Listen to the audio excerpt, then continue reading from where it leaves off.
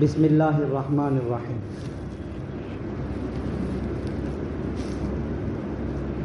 عن ابی ذر رضی اللہ تعالی عنہ قال، حضرت ابو ذر رضی اللہ تعالی عنہ سے روایت ہے، فرماتے ہیں قال رسول اللہ صلی اللہ علیہ وسلم، کہ رسول اللہ صلی اللہ علیہ وسلم نے ارشاد فرمایا، من فارق الجماعۃ شبرا فقد خلع ربقۃ الاسلام عن عنقہ۔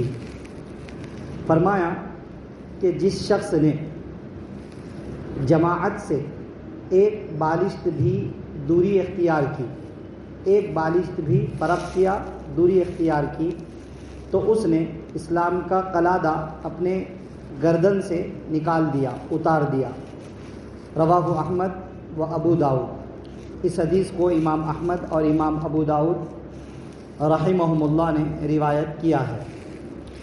عن معاذ بن جبل رضی اللہ عنہ قال، حضرت معاذ بن جبل رضی اللہ عنہ سے روایت ہے، فرماتے ہیں قال رسول اللہ صلی اللہ علیہ وسلم، کہ رسول اللہ صلی اللہ علیہ وسلم نے ارشاد فرمایا، ان الشیطان ذئب الانسانی، کہ بے شک شیطان انسان کے لیے بھیڑیا ہے، کا ذئب الغنمی، جیسا کہ بکریوں کا بھیڑیا ہوا کرتا ہے، یأخذ الشاذۃ، کہ وہ ان بکریوں کو پکڑ لیتا ہے جو اور بکریوں کے ساتھ نہیں رہتی ہیں، الگ رہتی ہیں، والقاصیۃ، اور اس بکری کو بھی جو کہیں دور چلی جاتی ہے، والناحیۃ، اور ان بکریوں کو بھی جو کہیں کنارے پر ہو جاتی ہیں، کہیں رہ جاتی ہیں، وَإِيَّاكُمْ وَالشِّعَابَ، اور تم گھاٹیوں میں جانے سے بچو، الگ الگ مختلف راستوں میں جانے سے بچو، اپنے آپ کو بچاؤ، وَعَلَيْكُمْ بِالْجَمَاعَةِ، اور وَالْعَامَّةِ، اور تمہارے اوپر لازم ہے جماعت اور وہ راستہ جس پر عام لوگ ہیں، تم اپنے آپ پر جماعت اور عام لوگوں کے طریقے کو لازم کر لو۔ رواہ احمد۔ اس حدیث کو امام احمد رحمۃ اللہ علیہ نے روایت کیا ہے۔ آج کے درس حدیث میں یہ دو حدیثیں پڑھی گئی ہیں۔ ان دونوں حدیثوں میں بہترین بات بتلائی گئی ہے کہ اگر بہت ساری باتوں میں اختلاف ہو تو کیسی بات پر ہمیں قائم رہنا چاہیے، کس بات کو لینا چاہیے۔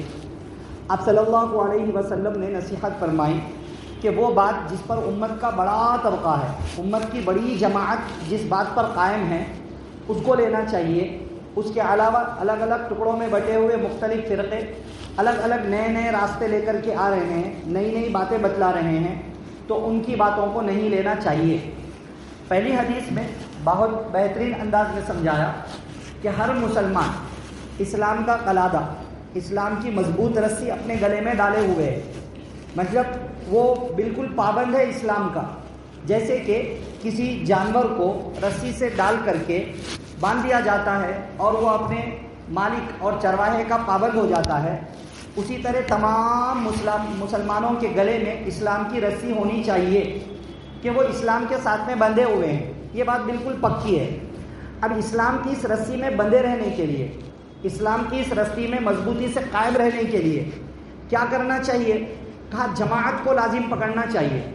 جنہوں نے جماعت کو چھوڑ دیا تو انہوں نے اپنے گلے سے اسلام کا جو پھندا تھا، اسلام کی جو رسی تھی، وہی انہوں نے نکال دیا اپنے اوپر سے۔ تو مطلب اب ان کا بعد میں مسلمان باقی رہنا بھی مشکل ہے، کیونکہ انہوں نے جماعت کو چھوڑ دیا۔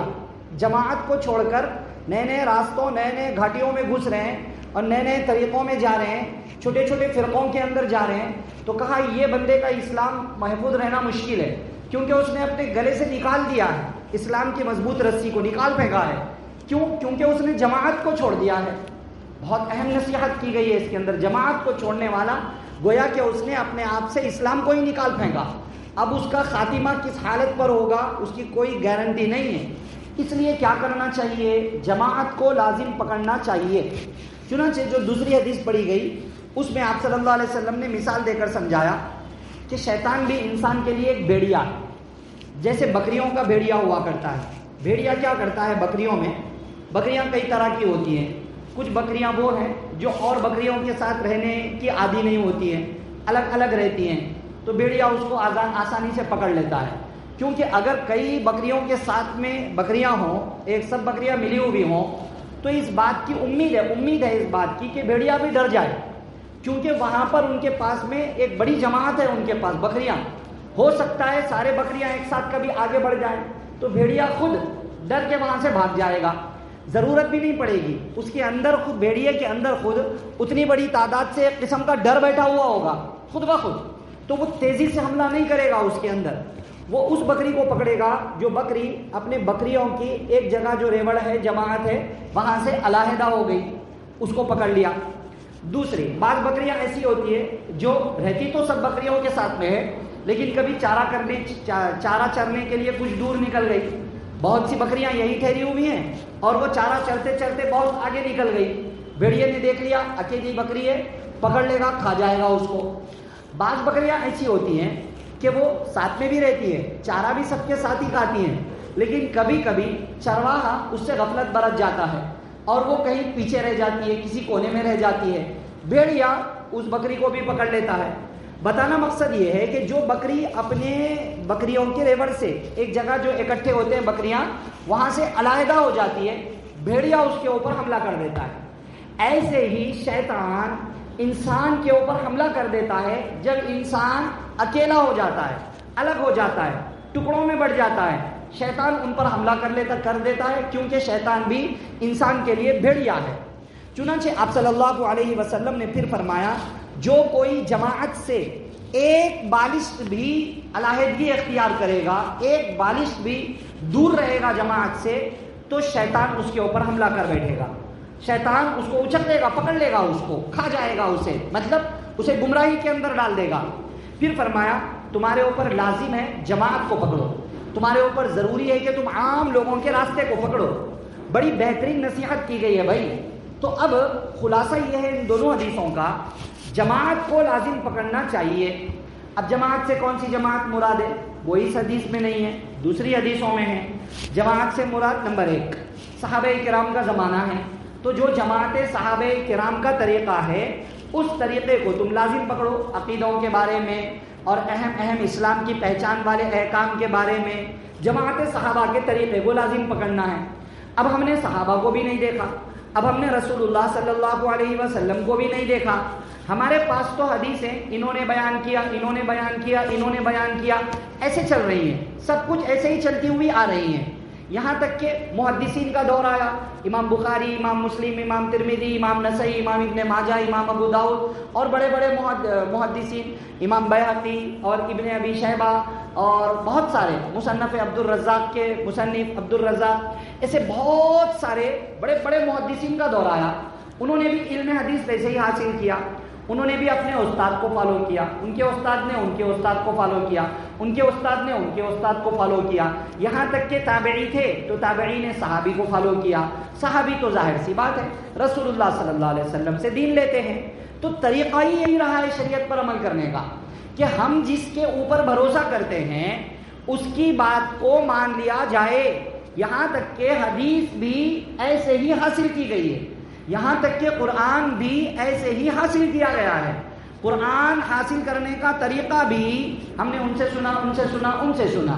حدیث حاصل کرنے کا طریقہ بھی ہم نے فلاں سے, پھر فلاں نے فلاں سے, فلاں نے فلاں سے. قرآن اور حدیث جو ہماری شریعت کے لیے بیسک ہے, بنیاد ہے, اہم چیز ہے, وہ بھی اسی طریقے پر آئی ہے دنیا کے اندر. تو اب قرآن و حدیث سے حاصل ہونے والے جو مسائل ہوں گے, قرآن و حدیث سے ہمارے لیے احکام جو نکلتے ہیں, ان احکام کے بارے میں بھی ہمیں جو لوگ ان احکام کے ایکسپرٹ ہیں, ماہرین ہیں, ان کی بات کے اوپر بھروسہ کر لینا چاہیے. یہی طریقہ ہے, اسی کے اندر نجات ہے. اگر ہم اپنے عقلی گھوڑے دوڑائیں گے کہ بھائی آیت سے یہ سمجھ میں آیا, حدیث سے یہ سمجھ میں آیا, میں نے اس سے یہ سمجھا ہے, دیکھنے کو حیثیت اگر دیکھیں گے, ایک لائن عربی کا ترجمہ کرنے نہیں آتا ہے, ایک کوئی سورہ اپنی طرف سے پڑھ کر ترجمہ کرنے نہیں آتا ہے, میں نے حدیث کا ٹرانسلیشن پڑھا, انگریزی, تیلگو, ہندی, اردو, اس سے میں نے یہ سمجھا. بہت سارے لوگ ہیں آتا کچھ بھی نہیں ہے, قرآن کھول کر ترجمے کا بیٹھ جاتے ہیں کہ دیکھیں بھائی اللہ نے یہ کہا قرآن میں, اس سے ہمیں یہ سمجھ میں آیا. اللہ کے بندو آپ کو کیا سمجھ میں آیا اور کیسے سمجھ میں آیا؟ کیا نالج ہے قرآن کو سمجھنے کے لیے؟ ٹرانسلیشن اوکے، ترجمہ ہے ٹھیک ہے، لیکن احکام نکالنا، اس آیت سے یہ مسئلہ معلوم ہوا، اس آیت سے یہ مسئلہ معلوم ہوا، اس کے لیے کافی علم کی ضرورت ہوتی ہے، بہت زیادہ علم کی ضرورت ہوتی ہے. تو ہمیں عالم بننا چاہیے. پھر عالم بنے، کس نے پابند کیا ہے، کس نے روکا ہے؟ اگر عالم نہیں بننا چاہتے ہیں تو پھر جو عالم ہیں، جو اہل علم ہیں، جن کے پاس ان ساری چیزوں کا علم ہے، ان کی بات کے اوپر بھروسہ کر لیں، ان کی بات کو مان لیں. بہرحال آپ صلی اللہ علیہ وسلم نے نصیحت فرمائی کہ جماعت کو لازم پکڑو. اب صحابہ کرام کا دور گیا، تب سے لے کر کے آج تک تقریباً 12-13 صدیاں گزر گئی ہیں. اب ہم 12-13 صدیوں سے کیسے عمل کریں بھائی؟ نہ صحابہ کو دیکھا، نہ رسول اللہ صلی اللہ علیہ وسلم کو دیکھا، نہ قرآن نازل ہوتے ہوئے دیکھا، تو کیا کریں؟ تو قرآن و حدیث سمجھ کر قرآن و حدیث سے ان بڑے بڑے ائمہ نے، جو حضرت امام ابو حنیفہ ہیں، حضرت امام شافعی ہیں، حضرت امام مالک ہیں، حضرت امام احمد ابن حنبل ہیں، ان حضرات نے جو مسائل نکالے ہیں اور نکال کے پورا دین مسائل کی شکل میں مدون کر دیا ہے. طہارت سے لے کر وفات تک، طہارت سے انسان کے پیدا ہونے سے لے کر مرنے تک، اور طہارت سے لے کر اس کے مرنے تک کے تمام مسائل کو انہوں نے چیپٹر وائز جمع کر دیا ہے. تو اب انہوں نے بہت بڑا کام کر دیا. ان 4 اماموں کے علاوہ اور بڑے بڑے مجتہد گزرے ہیں ان جیسے، مگر ان 4 سے اللہ نے کام لیا کہ دین کے سارے باب، دین کے سارے حصوں پر انہوں نے کام کیا، اور کام کر کے پورا دین مسائل اور دلائل کی شکل میں امت کے لیے محفوظ کر دیا. اب ہم ان میں سے کسی کی بات کو مان لیتے ہیں اس لیے کہ انہوں نے قرآن حدیث سمجھایا ہے، تو اب ہم صحیح ہے، بالکل صحیح ہے، کوئی حرج کی بات نہیں، اور ایسے ہی چلنا چاہیے. میرے دماغ سے میں آیت سمجھ لوں، میرے دماغ سے میں حدیث سمجھ لوں، تو وہ حال ہو جائے گا کیا کہ شیطان بھیڑیا ہے، انتظار میں ہے ایسے لوگوں کے، ان کو کھا جائے گا، پکڑ لے گا، جہنم کے اندر دھکیل دے گا. جماعت سے ہٹی ہوئی، ریوڑ سے ہٹی ہوئی بکریوں کے جیسا حال ہو جائے گا. پھر اپنے گردن سے نکال دیا قلادہ، فندہ نکال دیا اسلام کا، تو اسلامی محفوظ رہنا مشکل ہو جائے گا. یہ بہت اہم بات بتائی گئی ہے بھائی، اس لیے یہ اہم چیز سمجھنا چاہیے، ٹھیک ہے نا. اہم چیز، اب آج کل کے زمانے میں جو بڑا بکھیڑا کھڑا ہو رہا ہے کہ بھئی 4 امام غلط، بات سمجھ رہے، 4 امام غلط، کسی ایک کو پکڑ کر چلنا یہ گمراہی ہے، یہ قرآن و حدیث کے اگینسٹ بات ہے. مطلب حضرت امام شافعی گمراہ ہیں، مطلب 1200 سال سے حضرت امام شافعی رحمۃ اللہ علیہ کے جو بڑے بڑے فالوورز ہیں پورے گمراہ ہیں. جنہوں نے بخاری کی شرح لکھی ہے، فتح الباری، علامہ ابن حجر، ان کی کتاب کے بغیر کتاب حدیث بخاری کو سمجھنا مشکل ہے. اور بخاری کی ایک شرح ایک بڑے حنفی فقہ کے امام نے بھی لکھی ہے، علامہ عینی. تو یہ جو بخاری کو سمجھانے والے اس ٹائم کے بڑے بڑے محدثین گزرے ہیں، جو یا تو حنفی تھے یا شافعی تھے، انہوں بھی گمراہ. جب انہوں بھی گمراہ تو پھر حدیث سمجھانے والا کون ہے دنیا کے اندر؟ باقی ہی کون رہا ہے پھر؟ کہ ہم کیسے ہم کہیں نہیں میں حق پہ ہوں. اب تک کے 12 صدیاں پوری گمراہ ہیں، 12 صدیاں. آپ صلی اللہ علیہ وسلم فرماتے ہیں جماعت کو لازم پکڑو. جماعت کا کیا کہنا ہے؟ پوری امت کی ایک بڑی جماعت کا کہنا یہی ہے کہ 4 میں سے کسی ایک طریقے پر عمل کرو، اور اس طریقے کے ذریعے قرآن و حدیث پر عمل کرو. قرآن و حدیث کے اگینسٹ نہیں، قرآن و حدیث پہ عمل کرنے کے لیے ہی یہ راستہ اختیار کرنا ہے. اگر یہ راستہ چھوڑیں گے، بہت سی گھاٹیاں بنی ہوئی ہیں، ادھر ادھر چھوٹے موٹے بہت سارے راستے ہیں، اس میں گھس پڑیں گے تو شیطان وہاں سے اچک لے گا، وہاں سے پکڑ لے گا. اس لیے جب 12 صدیوں سے امت کا اتفاق ہے کہ کسی ایک کی تقلید کر کے قرآن و حدیث پر عمل کرنا چاہیے، اسی میں عافیت ہے، اسی میں نجات ہے، وہی طریقہ کامیابی کا ہے. کیونکہ امت کی ایک جماعت، سواد اعظم، امت کا ایک بڑا طبقہ اسی کے اوپر قائم ہے. اس سے جو ہٹے گا وہ جہنم کی طرف میں چلا جائے گا. اپنے گردن سے اسلام کا پھندا نکال پھینکے گا تو پھر کبھی بھی کچھ بھی ہو سکتا ہے. ٹھیک ہے بھائی، اور بہت ساری ڈیٹیل ہے، مگر اتنا سمجھ لیں ہمیں ایک جماعت کو، سواد اعظم کو لازم پکڑنا ہے. یہ ادھر ادھر کے نیو فرقے جو آج کل وجود میں آ رہے ہیں ان سب سے اپنے آپ کو بچانا ہے. اسپیشلی انٹرنیٹ سے وجود میں آنے والے، یوٹیوبرز کے ذریعے چلائے جانے والے بے شمار فتنے آج کل بیٹھے ہوئے ہیں انتظار میں کہ ادھر پکڑ لے. کئی بھیڑیے انسانوں کے کھا جانے کے لیے تیار ہیں. تو بھائی اس لیے ہم سمجھیں اس بات کو کہ ہم میں سے ہر ایک کو ایمان والوں کا جو عام راستہ ہے اس پر چلنا ہے اور گمراہی سے محفوظ رہنے کی کوشش کرنا ہے. تو تو دعا فرمائیے اللہ تعالیٰ مجھے آپ کو سب کو ہمیشہ ایمان پر اسلام پر اور قائم رہنے کے لیے قرآن و حدیث پر صحیح طریقے سے عمل کرنے کے لیے جماعت کے طریقے کو لازم پکڑنے سواد آدم کے راستے پر چلنے کی توفیق نصیب فرمائیں، ہر قسم کی گمراہیوں فتنوں فساد میں مبتلا ہونے سے محفوظ و معمون فرمائیں، آمین۔ سبحان اللہ و بحمدہ، سبحانک اللہم و بحمدک، ونشہد ان لا الہ الا انت، نستغفرک۔